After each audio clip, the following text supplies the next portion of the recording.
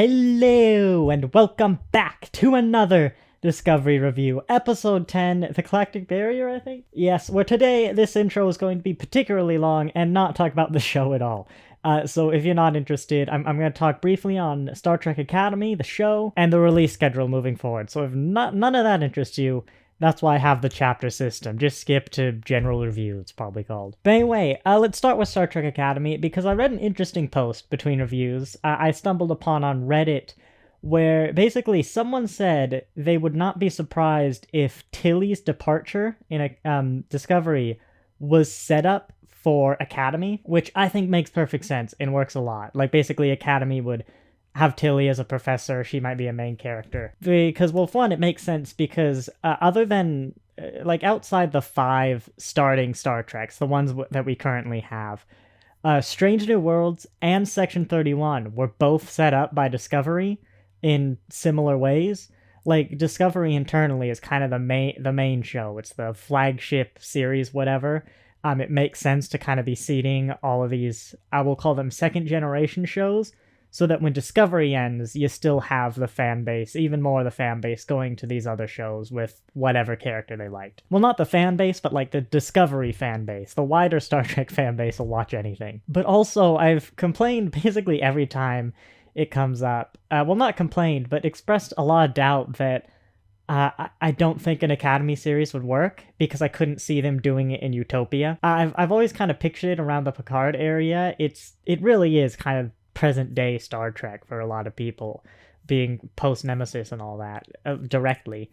But I think setting it in this century would really fix a lot of that. I think there'll always be some minor problems, because, well, modern live-action Star Trek has always had minor problems, but I've complained a lot about how even in the old days, like TNG stuff, I've never been happy with a depiction of the Academy or an Earth school in general. I'm looking at you, Children of Mars, which is a beautiful story, and if I wanted to, I could make a 20-minute rant about literally every single aspect of the depiction of the school and the students' lives. But with the episode where Tilly left, I think it was, and they were in the... Hang on. All is possible. Yeah, I think it was the fourth one. I did have some complaints about the depiction of Academy students, but they were pretty minor. I think it was really just the human. I would have done things a bit differently, but if that was sort of like a backdoor pilot to Starfleet Academy, yeah, I mean, I'd be happy with it. I'd be as happy as I am with Discovery now, where, like, sure, there are some minor problems, but I'm enjoying the show, because it's just that old school depiction of a high school. I don't know, any 80s movie, whatever, probably might be the wrong decade, before my time, but that's the point. Like, my high school experience was so far removed from that. I genuinely don't know if that's what high school used to be like, or that's just some complete fiction invented by, well, fiction, Hollywood, TV, whatever. But, like, I can't imagine anyone having a high school experience like that weird group clique thing that doesn't interact, and that's kind of just been the Academy. But beyond that, you've also had the students really non-utopian. And for a general school, maybe you could make some arguments that I wouldn't be happy with, but might begrudgingly allow. But with Starfleet Academy, like, yeah, I've never been happy with any depiction. But I'm hopeful for that. That's good. Next week's review is going to be delayed, because the rest of the world excitingly awaits Star Trek Picard. As a reviewer, I dread the return of Star Trek Picard, because Paramount decides, hey, what if we do overlap between the series? 1 week I'd be fine with, but 3 means that, I mean, already a very good chunk of my Thursdays is doing these reviews, and I'm not sure I actually have time to do 2. So there's a chance, like, the Discovery review might not even come out till Saturday. Next week, Picard is definitely taking priority. It's the first episode. Discovery always performs way worse than any other show anyway. I don't know if that's live action or Discovery. It seems to be pretty universal across YouTube. Discovery does worse. But for me, I'm counting views in the tens rather than the hundreds. it's insane how poorly Discovery performs. But I know there are people who definitely watch these. I like doing them. But just around school and the roommate, there's a chance it might be delayed, but it will happen. And of course, episode 1, that's when most people are gonna jump on. You know, you're probably not gonna join these reviews in episode 10 as much as you would in episode 1 when you start the show. So Picard will take precedence then? Honestly, I don't know. If Picard does amazingly, gets like hundreds of views, then yeah, Picard's gonna be a priority. But honestly, it might be what do I feel like watching first after that. The third week, the last episode Discovery, third episode Picard, is going to be particularly weird because I'm actually back in Spokane for that. I'll talk a bit about it the week before. Like, I won't have my film equipment, but I should be able to do it. It's a bit weird. I'll get into it later. But it means I'll have my parents' internet, which means I can do one review Wednesday night. It'll upload overnight. But then whatever review I choose to do second, probably Picard. Last episodes tend to be a bit more big on viewership. It might even come out Saturday morning, or maybe more an auto release at like midnight Saturday morning still. But we'll get through it. You know, every episode, that's been my goal since I've started doing these reviews. And it may be super delayed. There was one episode, Tech Trouble, where it was super delayed. Basically nobody watched it, a Lower Decks episode, but I still did it. So yeah, we'll hope and just be aware with Picard coming up in that move, Discovery or Picard, one of the reviews is definitely getting delayed. Don't know which one. If you really want to know, my Twitter, you can follow me. It's linked in the description. I know I never really mention it, but I'll put updates there on what I'm doing and when these come out. So yeah, without further ado, let's get into the episode, and I'll see you not next time, in like 50 minutes. For the authentic experience, feel free to pause the video and go do something else for the next 50 minutes. That was a really interesting episode of Discovery. I think it's the most interesting episode of Discovery we've had yet. It's one where I don't have a lot to say about the episode. A fair amount, but most of what I have to say is, I think, concerning Discovery as a whole. Let's start with the episode stuff.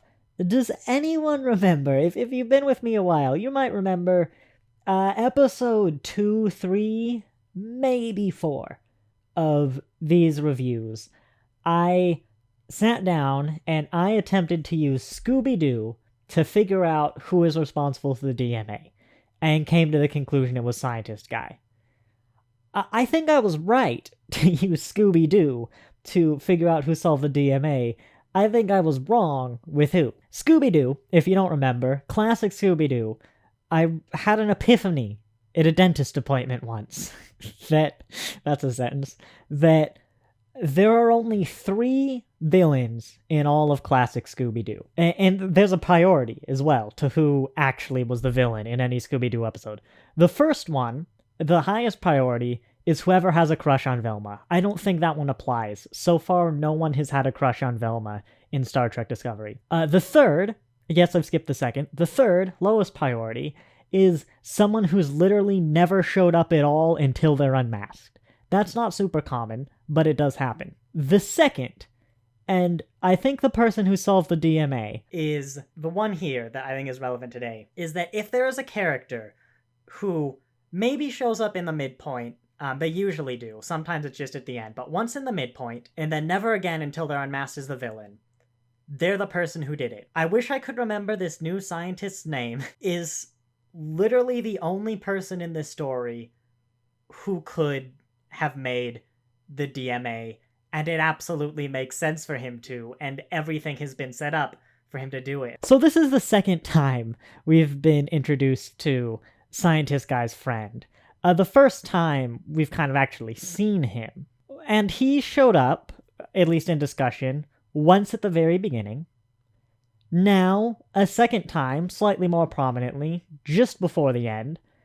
Not only giving us sympathy for him and getting an attachment to him, but also establishing him as basically kind of the only one left that we actually know who could be responsible. But beyond that, a person who needs an incredibly powerful power source who is desperate enough to get it and has enough trauma to not really care what he has to do to get it, just that he has to get it.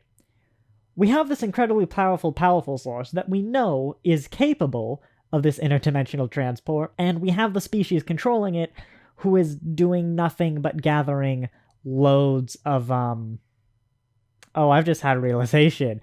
Who's gathering loads of the most powerful energy source, who has also had dealings with exactly one government, and that is the Emerald Chain, who is the one government where this scientist guy lived. Scooby-Doo. Who would have thunk it? Me. Like 8 episodes ago. So yeah, I mean, it's the scientist friend, isn't it? He left the message because, like, he's still trying to get there. He has no purpose in the narrative other than to be the person who did it. And I know this epiphany, this Scooby-Doo dentist epiphany, it will forever change the way you look at the world, but yeah, there you go. Final answer. Which will lead to some interesting dynamic stuff. I mean, you can get a lot out of that. I think you can even get a good ending. Like, I think Discovery has improved a lot with its kind of ending bits, these last batches, compared to what came before in the season. Not like a massive step up, but I think we've seen some higher quality things. And, yeah, they could still mess it up, but it would be wonderful to see an ending nailed in a live action Star Trek. I mean, even Prodigy, as amazing as it was, kind of had a bit of an anticlimactic thing in how it dealt with its villains. So it'd be great to see a Star Trek just nail it. Another thought is, today I learned that the Mycelial Network, a network that spans literally the entire multiverse and all multiverses, and it is essential in the existence of every single multiverse, to the fact where if it were to be destroyed, the entire multiverse would cease to exist, does not exist outside the Milky Way, which is interesting. Now, to be the fan who's never satisfied, I heavily criticized, way before YouTube, the fact that the Mycelial Network was keeping every universe alive, because of course in an infinite multiverse, the scenario we saw where Discovery was fighting the Terran Empire, that happened, except the Terran Empire won, and an electron 50 bagadajillion light years away had an upspin instead of a downspin. So this is more evidence that was just wrong. But I do recognize it is narratively necessary. You shouldn't have written into the script that you could go anywhere in the universe or the multiverse, but I recognize it's why Discovery's staying in the Milky Way. It's why they can't just jump, inside the bubble. It's necessary for the plot, but that just makes season 1 wrong, not season 4. Hang on editing, Nathan, here, because sometimes you just need to hear yourself say the words, but Tarkin, his entire motivation is wanting to get to another universe, elsewhere in the multiverse. He is in possession of a displacement-activated spore drive, which can take him anywhere in the multiverse. And even before then, Discovery was capable of taking him anywhere in the multiverse. So, assuming he knew where he was going, which he does, because otherwise his plan would have no purpose, what is his motivation here? I've also, as I've said, taken for granted that we kind of know Discovery is having that same scene over and over again. It was, 2 episodes ago, the review of kind of the Tama discussion. I said we're just gonna take it as fact, but this episode was quite refreshing in a lot of ways, where you kind of had that similar scene. I mean, Discovery very much has a way of dealing with real-world scenarios, and it's very much that personal, 2 people having the future liberals want kind of talk, which, is great, but the problem I was having before is it was always about the same thing. And in this episode, it wasn't. It was quite refreshing to see, they're talking about something else. They're keeping it fresh and interesting, which was very good. You had Saru dealing with, feelings of love, new love.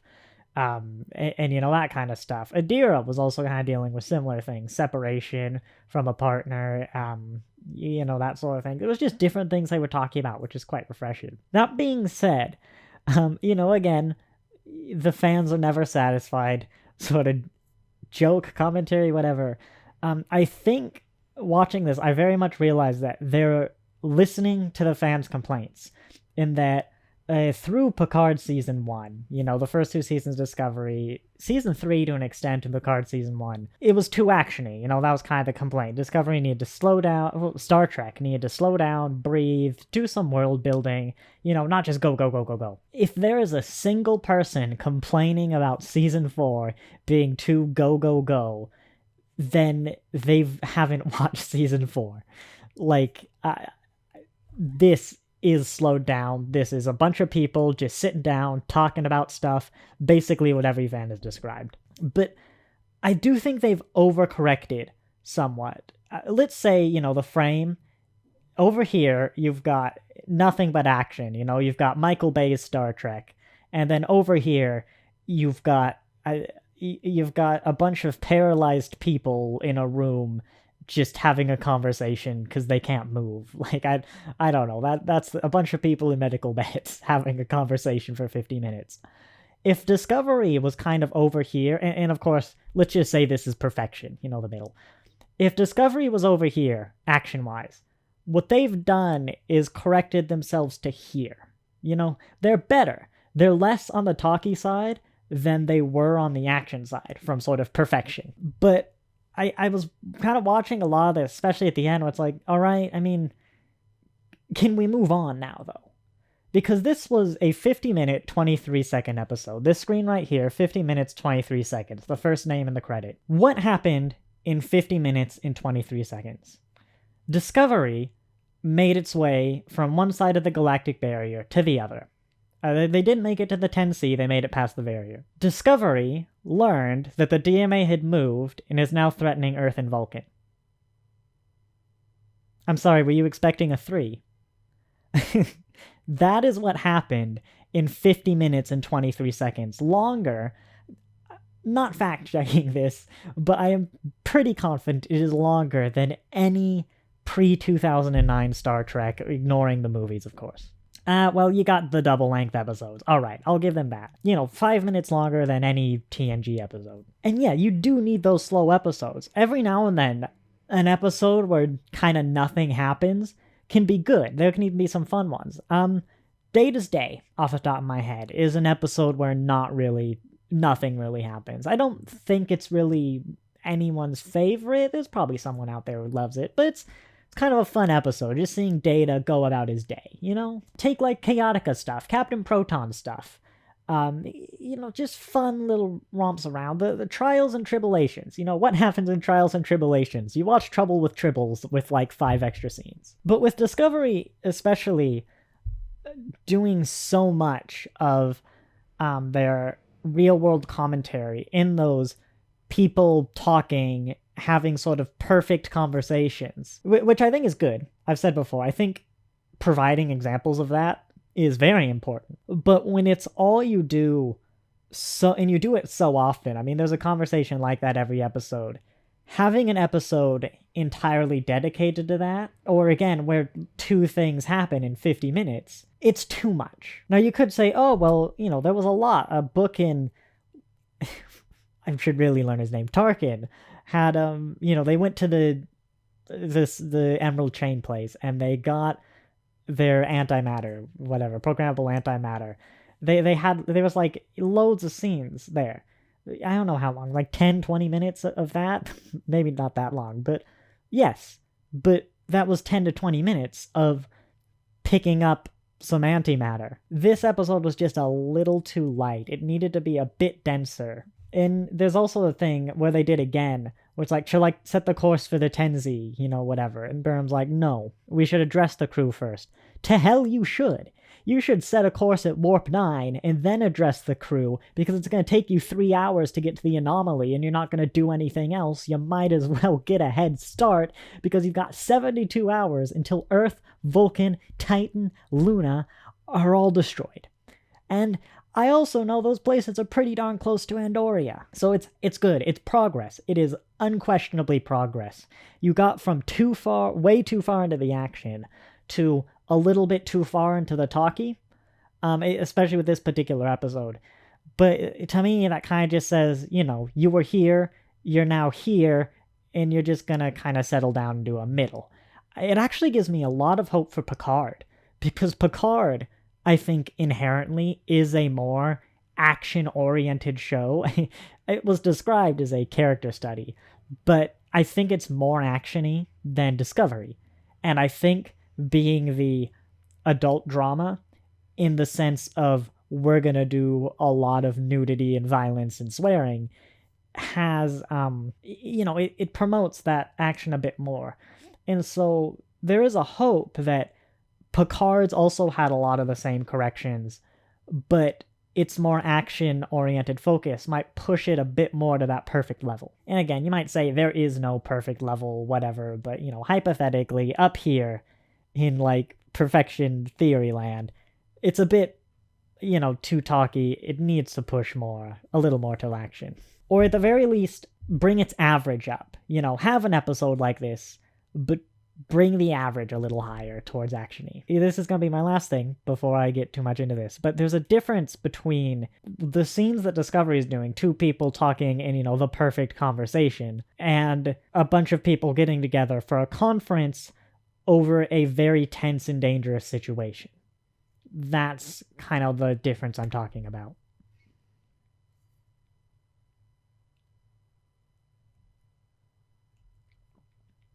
Let's touch on Earth and Navarre. Of course, they've put Earth and Navarre in danger. I think that was a mistake, because the moment Earth became, I think less so Navarre, but Earth and Navarre, the moment they became in threat, I know that this is going to be resolved with no casualties. Maybe you could destroy the moon, but Titan, no one cares about Titan. But it's just too much. I said before, Quajon sets an amazing precedent that, yeah, you can destroy worlds. Andoria, sure, you could destroy it. Beta Z. Even Vulcan. If it was just Vulcan, it'd be kind of feeling of, you're not going to destroy Vulcan, but you could. It's been done before. The J.J. Abrams stuff did it. Romulus was destroyed. We've destroyed major planets, but it's just planets that feel too integral to the plot. I think you can destroy Vulcan and have that be a part of the Vulcan president's character going into a season 5. That gives it, that makes it believable, especially with Quajon previously. You could destroy Earth. Discovery will always have the advantage over any other Star Trek currently, in that it is the furthest point in the Star Trek timeline. They can do whatever the heck they want, and they don't have to worry about any future series. Any future series have to deal with what they decide. Discovery could even destroy the Federation in the entire universe and not really care, because they still have a good 700-800 years of completely unexplored time that they could set a series in. You could contrive scenarios that kind of bring that tension back. I've been watching things in the past where I'm like, oh, they're never going to do it, but then they set up the scenario where it's like, oh, they might. Steven Universe, looking at my posters again, has a great scene in the movie, I won't spoil it, where a certain character is in a scenario where they might be killed, and basically they have a wait time before the resolution, whether they live or die, I won't spoil it, where you're going, they're not going to do it, they're too important, and then there's a good 3 milliseconds before the resolution where you go, right? You can build that tension up in ways. It's just, Earth is too important. You can give Earth a bloody nose. You can destroy Earth. You can cause mass civilian casualties. You can't destroy Earth. Another comment just before the scene by scene is it did feel strange in this episode to have almost a complete lack of recognition that Federation vessels have left the galaxy and usually traveling through the galactic barrier. Off the top of my head, 3 times. probably more. Those 3 times are Where No Man's Gone Before in TOS, where I think Gary Mitchell, they might have done it themselves, just that Enterprise that's so hard to reference unambiguously traveled through it, at least into it. Don't remember if they made it through. There's another TOS episode where they like turn people into salt icosahedrons or something, where alien tech helps them get through the galactic barrier. It warps stupidly fast. And there's the TNG episode. Actually, I think it's also called Where No Man Has Gone Before. Maybe Where No One Has Gone Before, where it's the Traveler. They kind of take them past the galactic barrier into like, a bajillion light years away, where they don't really go through the barrier. It's kind of ambiguous. In the first episode, where Vance was just kind of like, or not the first, but the last, Vance was just kind of like, oh, we've never done that before. It's like, well, yeah, the Federation's never done it under its own power, except maybe in TOS. But, why would he know about that, like, one time 1,000 years ago where a ship managed to do it? But now that it's not like he's just learned it's outside the galaxy, they've had time to study it, they've had meetings about it and everything, it feels really weird for them to say, like, we have no idea what's out there, we've never traveled through it. Yes, you have. You just don't know how to do it, because it was weird alien tech you didn't get any good readings on. Nelson actually did have a good line where they're like, so few people have seen this. So it felt like recognition of, the Enterprise crew has seen it. Well, these Enterprise crews have seen it. But it was weird no one else did. And it's the galactic barrier. I mean, you had to look into Star Trek quite a bit. And the specific episodes where they go through it, hey, I've just remembered Star Trek V did it, didn't they? But we don't talk about that one. Like, you had to be on the Memory Alpha page for the galactic barrier and, like, watch the 2 episodes that involve it. But yeah, in general, this was an episode where I wasn't quite bored. I was never on my phone. Well, actually, that's a lie. I did take one note in which I was on my phone during the opening title sequence, but notes are different. I wasn't on my phone, just whatever. I wasn't on my phone for some scenes in the end because I was in deep thought about how Discovery has kind of overcorrected for its super actiony. And I think what it might be is they're doing great work giving examples of how common, difficult situations should be handled. I think that's always been Discovery's current social issue, let's say. The original series dealt a lot with, like, Cold War era things. The Next Generation deals a lot with Red Scare era things. Deep Space Nine, Vietnam, you know what I mean.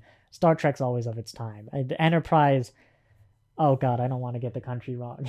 Enterprise did a 9/11 after 9/11, I think that's great, but I think the writers might have either they understand and they've overcorrected and just need to kind of balance that bar more, or they've heard the constant complaints of, like, less action, more talking, and not really understood that talking doesn't literally just mean give us dialogue, but means more, I don't want to say ethical debates and stuff, because they're doing that. In their own way, they're doing that, and they're doing it in a good way. But if you're just watching people talk and especially have these perfect conversations for 50 minutes, or even like 30 of 50 minutes, well, there's no tension in it. It's a perfect conversation. It's a model conversation. It's like, okay, great. This is great, but, can I get a shot of the anomaly, the Tennessee anomaly or whatever? I know we're in episode 10, so it's a bit weird, but if you are a casual viewer, you're not just going to watch every Star Trek. If you watch this episode, would you tune in next week for the next? And especially if you're not following along with the story, I think no. I think this story provides all the background you need to jump in on episode 10 and then tune in next week for episode 11. If you're just kind of channel flipping, discover this, right? You have all the information. I don't think you have any incentive to. Not because it was bad, it wasn't, but because it was just kind of a bunch of people talking. But without developing the plot at all. Developing the characters, sure. You also didn't have any conversations that were like, the classic sit down at the conference room, but it's a tense situation. Earth and Vulcan have just been placed in direct risk, and I guess the closest they got to a tense conversation was, do we tell the crew? Which was pretty short and eventually led to, I think we're both being swayed by other factors.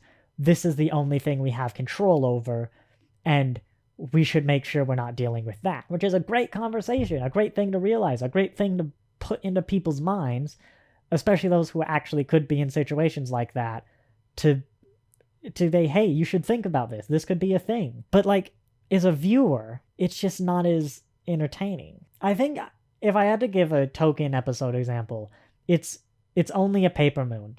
The Deep Space Nine PTSD episode.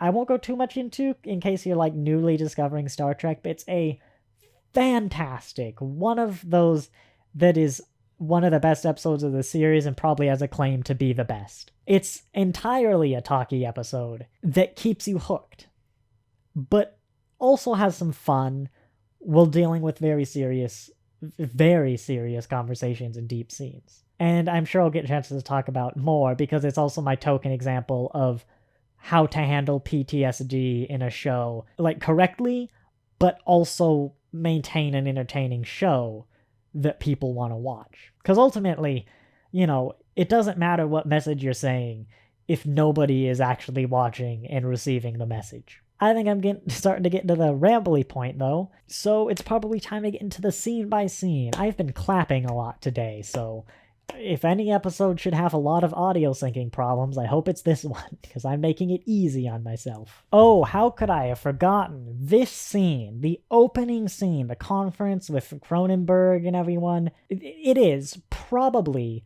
the single best scene of its kind in the entire franchise. And a lot of what I was hearing Cronenberg say, I've recognized, or at least my intention, in previous reviews of mine, where it's like, everything we think we know about the 10C is wrong. How we think First Contact is wrong. The fact that there's a new DMA, like a big talking point of my last review, tells us nothing, because he's absolutely right. We can try and infer things from them. We can come up with the possible explanations for it, which I tried to do. But his statements aren't a fact of like, yes, we're objectively wrong about literally everything we know about them. Like, for example, they are mining boromite, I think it was. Like, they probably are making omega particles. Yeah. But they're an alien culture so far advanced beyond our own that we cannot even begin to fathom what they must be like. And we can't make any assumptions about their motives. Even the bits about the translators, where the magical Star Trek translators, it's naive to think that they'll work. So it was great to see this scene, even if it's just to acknowledge the writers know this stuff. Like, it is the best scene of its kind, of the sort of discussing first contactee.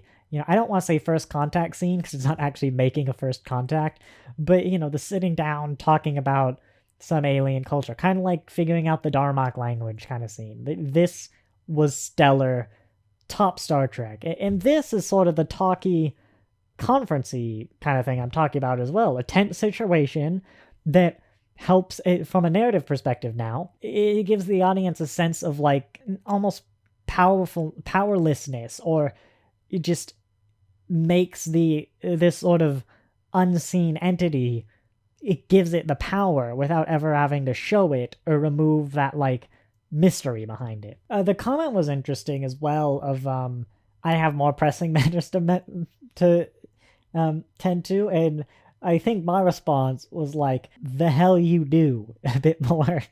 Might have been a bit more vulgar than that, but then of course, like the Earth lady, I don't remember her name. I'm autistic, we've been over this, I don't do names. I mean, that's gotta come back, right? I don't think it'll come back in this season.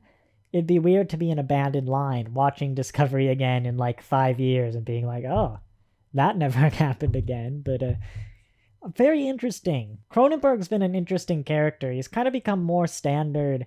I think we've even gotten his job title in a previous episode. And I almost wonder if, like, he becomes a spin-off, his own show, almost like a Gary Seven thing. But I know that's not happening because we kind of know the two shows that are in the works enough to kind of be like, yeah, we're doing this. And I know we know because Paramount has just removed all of its trademarks on possible Star Trek shows except Star Trek Section 31 and Star Trek Academy. So if he's in another show, it's Academy. Or Section 31, actually. Which would make sense, but you would have to get him to the past, which is actually impossible in this century.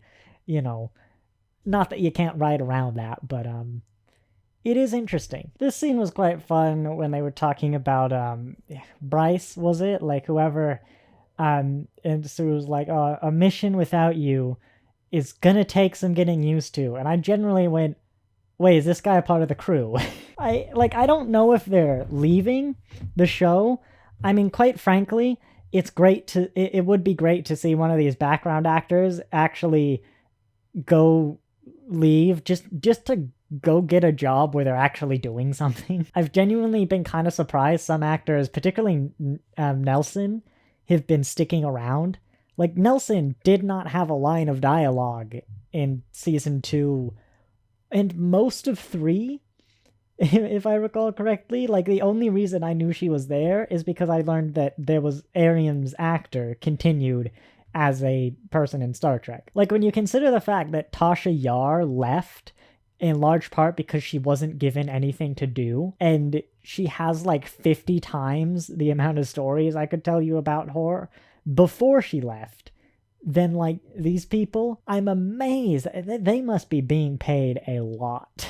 Tasha Yar's complaint was that she was the legs behind Picard. You know, they brought her in, and specifically her, Denise Crosby, to stand behind Picard when she had no lines and you don't even see her, and a mannequin could have stood there with her shoes and it would have been the same. Like, that's what most of these people have had, especially early on. It got kind of better now, but early on, they were the legs in the background. Which again, I like to be clear, is not a diss against the actors and stuff. I'd like to say I'd know that they're like great actors, but that's the thing, is I don't, because they're just not being given anything to do. And I'd love to see them. I mean, they're people.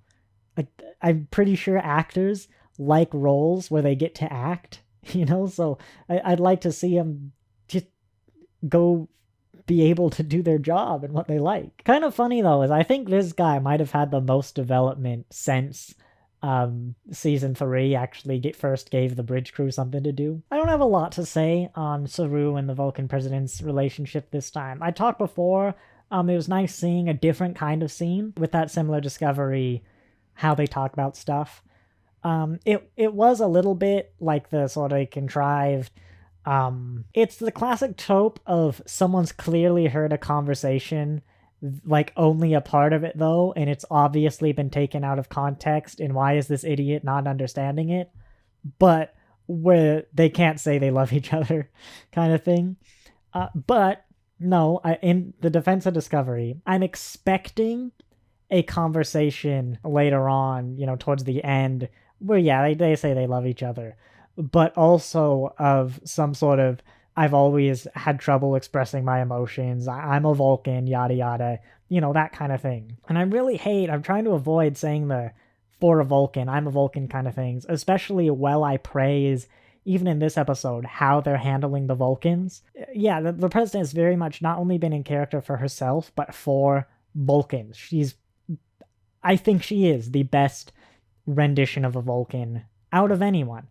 I mean, someone like Tuvok, who probably had that honor before, was definitely a Vulcan of his time, and she is a Vulcan of her time. That's like after Romulan reunification. That's a big thing. But I'm also expecting that you sort of, it's the guide. Star Trek Discovery in the 32nd century is very much, here is the guide to kind of help you say the things you need to say, or when someone comes to you with these things, this is what you should say. And so it's the guide for the people who do have a hard time expressing their emotions and are very much sort of Vulcan in nature. I have a video coming out at some point. I really want to do a massive video, but Vulcans, to me, have always been the accidental, perfect analogy for autism. And why do I say accidental? Because Discovery is the first Star Trek to come out after we actually understand autism. And most of them came out before it was even a thing. So it'd be pretty gosh darn impressive if it was intentional. So yeah, it's a thing. I don't need it. I'm in a relationship. As I said, there's me. I'm in a relationship. But it's very much, a lot like Adira's coming out scene, which I also didn't need. But like, there are loads of people who do. And so I think, as much as you might have to contrive, like, they can't say something, I think it's very much going to make sense, and it's going to be addressed in, like, I have trouble expressing these sorts of feelings, or getting past sort of my Vulcan cultural biases or whatever, something like that. I don't know.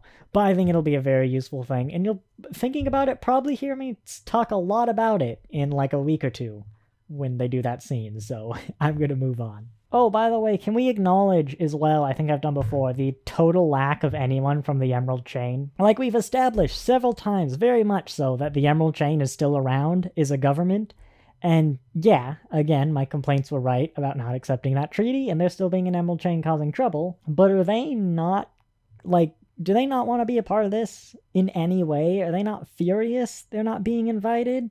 Like, even if no one else wants them.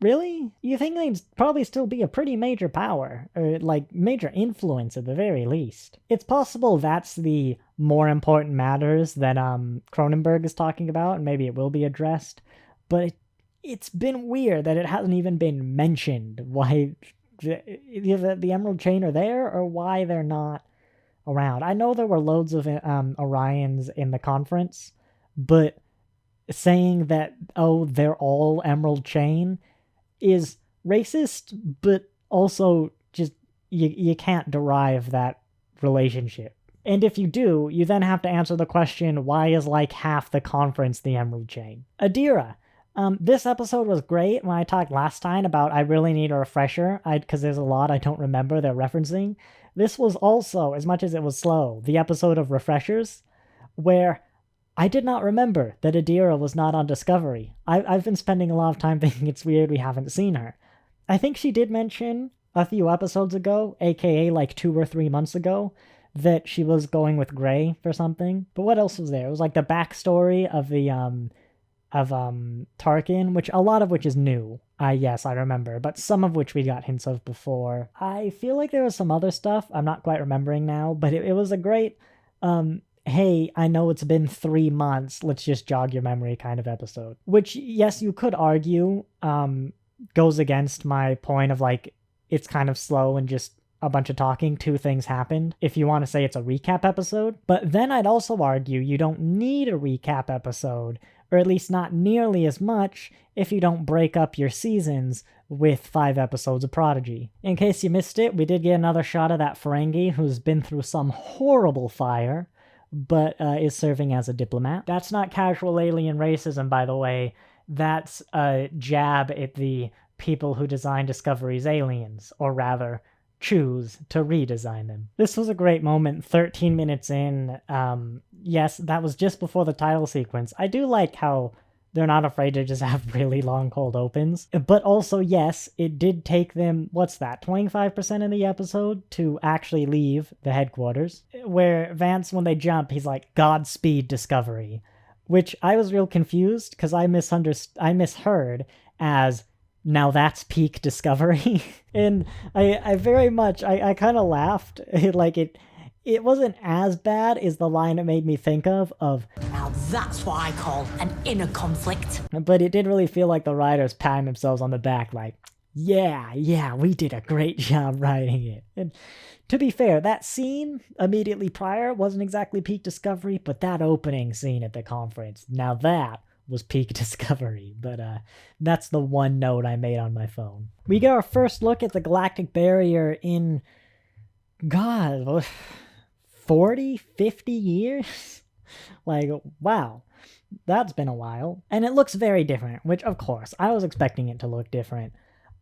More different maybe than I would have made it, but mostly because of the bubbles, which were a part of the plot, I'll grant. It was a bit confusing because it was kind of a ring. It looked a lot like the Milky Way, actually, in the sky, like looking at the Milky Way from side on. But it was a bit confusing because, like, it was kind of black at the top and bottom. It implied either the galactic ring was a complete flat disk and you could go over it, or it was a dome, kind of like the Death Star that had an opening in the middle you could just go through. So I was kind of confused by the exact structure of the galactic barrier based off of its appearance, which in the original series, the only time you've seen it, if I recall correctly, Star Trek V might have shown it, but we don't talk about Star Trek V or its placement in the galactic barrier or how they got there. We just don't talk about it.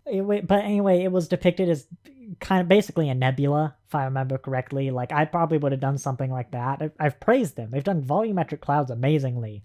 Something like the rim of it, maybe, where it's a lot of nebula, lightning-y stuff. But I'm alright with it. You know, I might have made the bubbles a little less dense, just so you could explain, oh, they didn't see the bubbles in the original series. Just coincidence. But, yeah, it's alright. I've also just seen that there's literally lightning effects in the Great Barrier. So, yeah.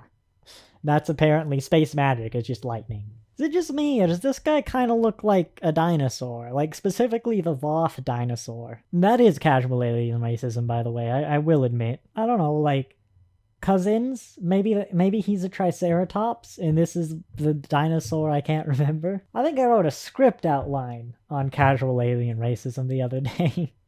It's a bad day for me. The bit in this whole escape scene where the prisoner friend was like, I forgive you, was interesting to me because I can't tell what he meant.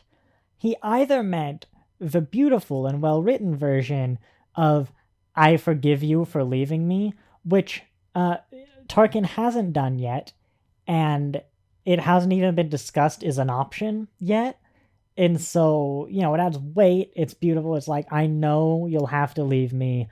I know you're going to do it eventually. I'm probably going to have to convince you, but I forgive you. Or it's the strange, I don't want to say poorly written, but the strange version of he just, like, the last thing he said or they talked about was he was put in this cell because he was told if he could figure out what scientist friend was working on, Tarkin could go free early. And apologizing for that just seems weird, because what has Tarkin done that is in any way against the scientist guy? His overlords, as his masters, ordered him basically to spy on scientist guy, and he just kind of made friends with him and helped him along and never told the Emerald Chain. Even if he volunteered for this assignment to get out free or early, it's like, what harm's kind of being done? I didn't really understand the need for an apology.